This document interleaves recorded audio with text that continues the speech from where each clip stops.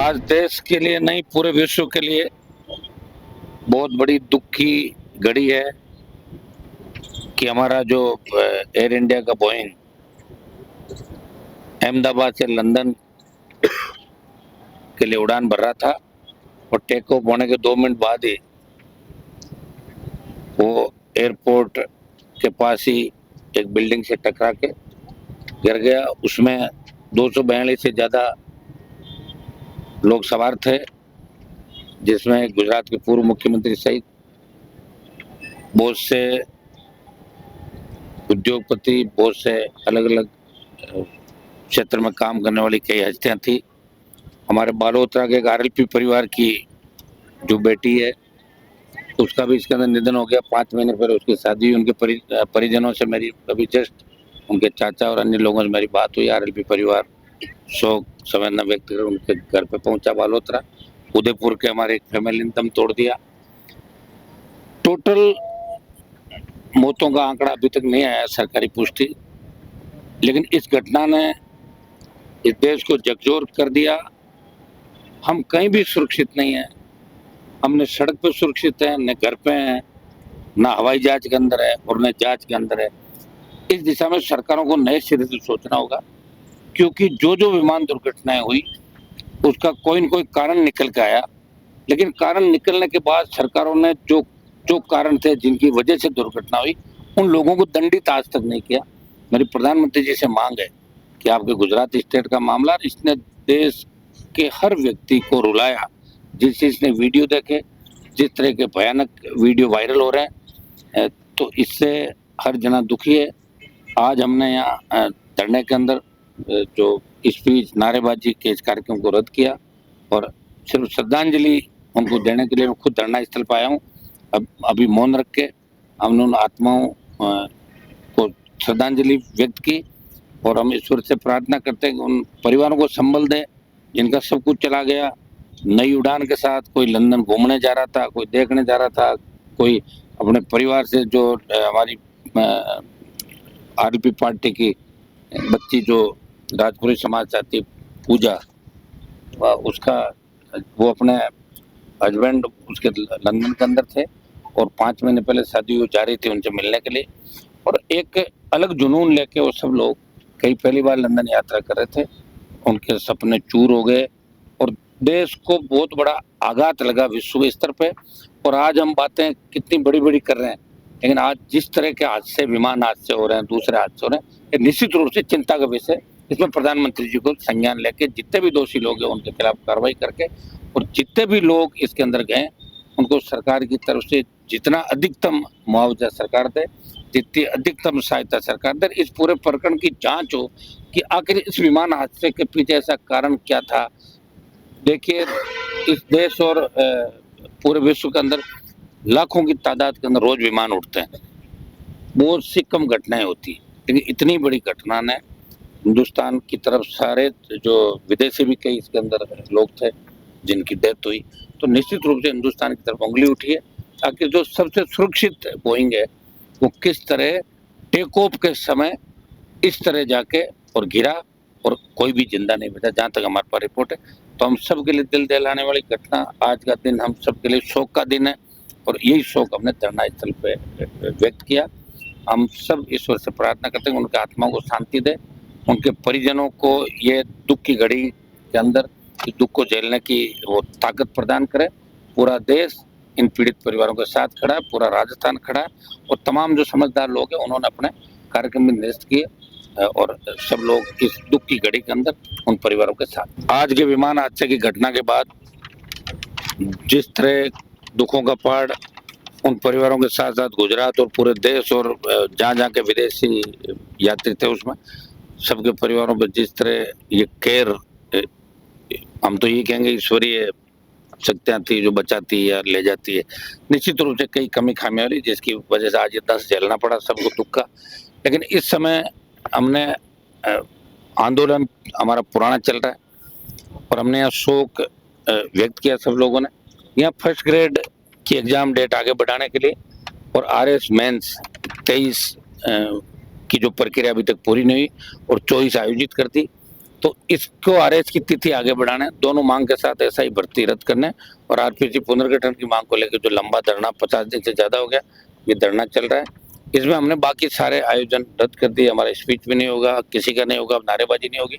मैं पुनः सरकार से मांग करता हूँ कि इन बच्चों की तकलीफ को देखते हुए आप लोग फर्स्ट ग्रेड एग्जाम की तिथि ये 3 महीना या 2 महीना जैसा भी चाहते हैं ये बढ़ाई जाए। उस समय आपका यूजीसी नेट का एग्जाम है और आरएस 23 पूरी होने के बाद ही 24 की भर्ती को चालू करें। भी आरपीएससी के सफाई की आवश्यकता है, जल्दबाजी में एग्जाम मत करो।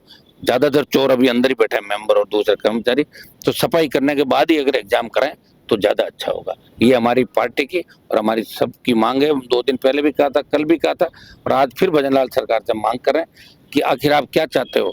आरएस के एग्जाम के लिए मदन राठौड़ जो प्रदेश अध्यक्ष है, 2 उप मुख्यमंत्री है, कितने विधायकों ने चिट्ठियां लिखी, हम सड़क पे इनका साथ दे रहे हैं बच्चों का। तो भजनलाल जी इतने जिद्दी मत बनो। ये राजस्थान के बच्चों का ही संघर्ष और इनका वोट था जिसकी वजह से बीजेपी सत्ता के अंदर आई। सारी बातें आप भूल गए। इन बच्चों को इस तरह सड़क पर नहीं बैठना चाहिए। इन बच्चों को आपकी वजह से सड़कों पर आना पड़ा। ये अभी टाइम है इनकी तैयारी का, ये जाके कंपटीशन की तैयारी करें। तो मेरा आग्रह भजनलाल जी से कि भजनलाल जी आप अगर कहीं सुनते हो हमें सोशल मीडिया और उस पर, तो आप इन बच्चों के फर्स्ट ग्रेड के जितने बालक बालिकाएं, आज तो खून से इन्होंने लिख के दिया सारा। तो आज की तारीख में अगर खून से कोई आदमी लिखता तो सोच लो कि किस कैसे पीड़ा व्यक्त कर रहा है सरकार के सामने। इस सरकार में संवेदनहीनता है, संवेदनशीलता नहीं है। अगर संवेदनशीलता होती तो मदन राठौड़ जी के जाने के बाद कुछ नहीं बचता। और 2 उप मुख्यमंत्री जब लिख रहे हैं तो आखिर ऐसी कौन सी मजबूरी है आपकी कि आरपीएससी का आप एग्जाम आरएस का रद्द नहीं कर रहे हो। तो हमारी ये मांग है और इस दिशा में अगर आपने कुछ नहीं किया इन बच्चों के लिए तो कल हम नए सिरे से इस आंदोलन को लेके जाएंगे, सरकार पर दबाव बनाएंगे। ये तो मदन राठौड़ जी की या तो चलती नहीं है सरकार, मुख्यमंत्री जी अकेले की चल रही है। 2 डिप्टी सीएम मदन राठौड़ और वहाँ उनका विद्यार्थी परिषद का संगठन, दूसरे सैकड़ों नौजवान जो बैठे हैं। तो इसमें तो कोई क्रेडिट की लड़ाई नहीं है भाई। यहाँ तो ऐसा ही भर्ती और आरपीएससी के अंदर तो क्रेडिट की लड़ाई है। फिर भी मिलना ही क्रेडिट जाएगा कहाँ। ये तो जो लड़ेगा उसी को मिलेगा क्रेडिट। जो उड़ के सो गए, घरों में घुस गए, जिन्होंने दूसरे मुद्दे पकड़ लिए उनको तो क्रेडिट मिल ही नहीं सकता। वो तो ऐसा ही भर्ती छोड़ के और कहीं चले गए। तो क्रेडिट तो ये उन्हीं को मिलेगा जो लड़ रहे हैं। यहाँ पे युवाओं की आक्रोश रैली के बाद दिल्ली तक हलचल तेज हो गई। प्रधानमंत्री का समय हमने मांगा है और आज अगर ये बोइंग वाली दुर्घटना नहीं होती निश्चित रूप से आजकल में हमें समय मिल जाता। लेकिन अब हम स्थितियां समझ सकते हैं इस मामले को लेके। और एग्जाम आरएस का भी आगे हो और इसका फर्स्ट ग्रेड का भी आगे हो। और इतने कुछ होने के बाद ये तो भजनलाल इसको मदन जी को ये जवाब देना चाहिए। आखिर प्रदेश अध्यक्ष यूं ही आश्वासन थोड़ी देते हैं, या फिर आप ऐसे आश्वासन देके सत्ता में आए थे, वही काम अब करोगे आप लोग। तो इसमें कल हम नए सिरे से इस आंदोलन को बड़ा करने का प्रयास करेंगे। अगर कल तक कुछ नहीं होता है तो हम अगला हमारा क्या होगा वो देखेंगे। सीएम को इस्तीफा दे देना चाहिए। मैं तो क्या करूँ बताओ। डिप्टी सीएम के लिए सीएम को लेटर लिख रहे हैं क्या? डिप्टी सीएम तो दौरे को लेकर रो रहे थे पहले। एक डिप्टी सीएम को भजनलाल जी ले गए, दूसरा कह रहे मुझे साथ ले जाओ, तो अगली बार उसको भी ले जाना पड़ा। वो तो अपनी विदेश यात्रा उससे ही हमारा सेक्रेटरी लगा, उसमें ही घूम रहे हैं। पता नहीं डिप्टी सीएम का पद क्यों बनाते हैं, ये तो है ही नहीं संविधान के अंदर। उनकी फीलिंग भी आने लग जाती है। आधे लोग उनको कहते हैं धीरे से डिप्टी मुख्यमंत्री जी, तो सोचते हैं मुख्यमंत्री नहीं तो डिप्टी सीएम है ही नहीं कोई। उनको मंत्री बनाओ वापिस, डिप्टी सीएम का पद हटाओ। ये है ही नहीं संवैधानिक पद। ये तो जबरदस्ती उप मुख्यमंत्री कब काम करता है बताओ मुझे। मैंने तो कभी काम करते नहीं देखा लोगों को। और आपको चार्ज देना होता है तो तभी दे। अभी तो मुख्यमंत्री स्वस्थ है हमारे, उप मुख्यमंत्री कहाँ आवश्यकता है। ये तो विदेश के दौरे को लेकर लड़ रहे हैं। और एक डिप्टी सीएम पे तो क्या क्या आरोप लगे आपको पता है, मैं कहना नहीं चाहूंगा, कल बात करेंगे इस मामले के अंदर। तो कौन तो डिप्टी सीएम को मान रहा है। उनको खुद के अंदर भी अगर स्वाभिमान है तो खुद ही सत्ता छोड़ दे, ताकि लोगों के अंदर ये हो जाएगा कि स्वाभिमानी लोग भी बैठे हैं। अरे उनकी चिट्ठियों का असर नहीं हो रहा है। मदन राठौड़ खुद जा रहे हैं प्रदेश अध्यक्ष और वो ये भी कह रहे हैं कि तुम आरएलबी की धरने की तरफ मत चले जाना तुम कहीं भी। ये तो मैं बैठा हूँ कम से कम आवाज तो उठा रहा हूँ। मदन राठौड़ जी फोन थोड़ी उठाएंगे अब। तो मेरी मदन राठौड़ जी से भी मेरी अच्छी दोस्ती रही है पुराने जमाने के अंदर। तो उनको कहना चाहूंगा मदन जी, जब आपके हाथ में ही नहीं हो तो क्यों आश्वासन देते हो आप लोग। फिर लोग आपको भी मजाक का पात्र मानेंगे। कम से कम वही बात करो भजनलाल जी होने के बाद आप कह सको। अपने आप आश्वासन क्यों दे रहे हो। या भर्ती रद्द कराओ आज, अगर आपने कहा है तो भर्ती को रद्द कराओ आज, ताकि बच्चे सुकून से ये आपके आरएस एग्जाम का जो मुद्दा है जिसमें आपने प्रॉमिस किया, और आपने प्रॉमिस ऐसा ही भर्ती का भी किया था। मेरे से लंबी बात हुई थी इनकी जब लोकसभा चल रही थी बैठे थे, ऐसा ही भर्ती रद्द होनी चाहिए, पुनर्गठन, ये तो मुद्दे थे बीजेपी के। और आप खुद जाके जब बच्चों को कहा है कि आरएस का मेंस का एग्जाम आगे होना चाहिए 24 का, तो ये आपका कमिटमेंट है, इसको पूरा करना चाहिए। और प्रदेश देश का कमिटमेंट सरकार का होता है। और संगठन से ही भजन लाल जी सीएम बने हैं, पहले तो प्रदेश अध्यक्ष के अंडर में काम करते थे नीचे पार्टी कार्यालय में। उनको भूलना नहीं चाहिए कि प्रदेश अध्यक्ष ही होता है, सीएम बदलते रहते हैं, कोई जरूरी नहीं कोई सीएम लगातार रहेंगे। आज बच्चे जिस तकलीफ के साथ देख रहे हैं, और आखिरी उम्मीद के रूप में फिर हम ही नजर आते हैं इनको कि सड़क पर हम ही बैठा है, तो निश्चित रूप से इन बच्चों के साथ है।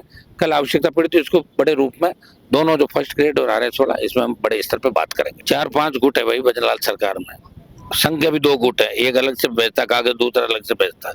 एक दिल्ली से बिड़ला जी अलग भेजते हैं तो प्रधानमंत्री वहां से अलग आता है, तो कोई ऑफिस से अलग आता है। या ब्यूरोक्रेसी के 2 गुट, चीफ सेक्रेटरी शिखर अग्रवाल आमने सामने, एक कमरे से एक सिफारिश आती, दूसरे से और आती। इतने में कोई ब्राह्मण महासभा ले आती तो कोई दूसरी महासभा ले आती। पता नहीं कितने गुट है भजनलाल सरकार के अंदर, उनको खुद को ही पता नहीं होगा। वो मुझे लग रहा है भजनलाल की जिस तरह पर्ची आई है उसी तरह अचानक भजनलाल जी पूर्व मुख्यमंत्री हो जाएंगे। तुरंत देखते अचानक बात आएगी कि भजनलाल जी को इस्तीफा देने के लिए बोल दिया। एक्चुअली एकदम से मिल गया ना सीएम को पद। मान लो आपको मुख्यमंत्री बना था, फिर सोचो आप क्या हो। ये तो अच्छा है, लोगों को सड़क पे पीटने निकल जाए तो क्या कर लोगे। आईएएस अधिकारियों को गालियां दे रहे हैं ना कमरे में बुला के, जानते नहीं हो सालों में मुख्यमंत्री हूँ प्रदेश का, और क्या क्या गालियां दे रहे हैं। सीएम गाली दे ही रहे हो तो आईएएस आके बोल रहे ना मुझे, वो रिकॉर्डिंग करके थोड़ी लाएंगे। मेरा तो नहीं कह रहे हैं हनुमान जी दे रहे हैं। मुख्यमंत्री ने ये भी बोला था कि जैसे हमारी सरकार आएगी तो बीजेपी ऐसा ही भर्ती रद्द कर देगी और आरपीएससी का पुनर्गठन करेगी और पाताल से भी खोज निकालेंगे, मोदी जी ने बोला था। तो इसलिए तो मोदी जी के पास जा रहे हैं हम कि वो बयान आपने दिया था कि या कोई एआई से बना था बयान, तो चेक तो कराएं एक बार। मोदी जी पूछ लेंगे, मिलेगा साहब ये बयान आपका ही है क्या का, तो करो फिर रद्द। या बयान से बदलना अपना काम है, कतनी और करने के अंदर अंतर है। ये राजस्थान की जनता जानना चाहती है। कांग्रेस बीजेपी एक है, कांग्रेस को मजा आ रहा है, उनको कुछ करना ही नहीं पड़ रहा है। वो तो खुद सीएम बने में 5-7, उसको उसमें भी सीएम है, 5-7 सीएम है। हर कोई सीएम बनकर सोता है कि मैं तो बन गया, ले ली शपथ। ये हालत कांग्रेस पार्टी की है, यही बीजेपी की है। तो ये तो राजस्थान के लोगों को समझना पड़ेगा कि आगे इनको क्या करना है। हम इनके लिए पूरी ताकत के साथ खड़े हैं, बच्चों के साथ हम खड़े हैं, और हम इसमें पॉलिटिकल माइलेज भी नहीं चाहते। पॉलिटिकल माइलेज चाहते, मैं भी यूनिवर्सिटी गेट पे जाया था, बुला रहे थे बच्चे, मैं थोड़ी जाऊंगा वहां पे। मुझे जब कहा इन्होंने, पहले दिन से मैंने को कहा, कल से परसों जब बच्चे कहने लगे कि सब आरएस का एग्जाम आगे बढ़ाओ, तो हमने बात सरकार तक पहुंचा दी। सरकार को आगे बढ़ाना चाहिए एग्जाम, ये आप सरकार का कमिटमेंट है। और अब भी सरकार अगर आरएस का एग्जाम आगे नहीं बढ़ाती है तो निश्चित रूप से सरकार में जबरदस्त गुटबाजी है। वही गुटबाजी जैसे एक उप मुख्यमंत्री ने कहा कि आप तो उसको ले गए विदेश, मुझे नहीं ले गए, तो दोबारा उसको भी ले गए। तो इसका मतलब सीएम को कहना पड़ता है क्या रात में। अब जो भी होगा सुनो, उनको पहले डिसीजन उनको ये करना चाहिए कि जितने भी कर्मचारी गंदे उनको निकालने की एक सिफारिश गवर्नर को कर देनी चाहिए, और मेंबर है उनका लिख के दे दो इनको भगाओ यहाँ से, चोर बैठे हैं यहाँ पुराने। उनको करनी चाहिए चेयरमैन को कि तभी मैं काम कर पाऊंगा, नहीं तो वो इनके साथ एडजस्टमेंट होकर अगर 4 बार चाय पी ली तो फिर वो नहीं संभलेंगे, सारा वही चालू हो जाएगा वापिस।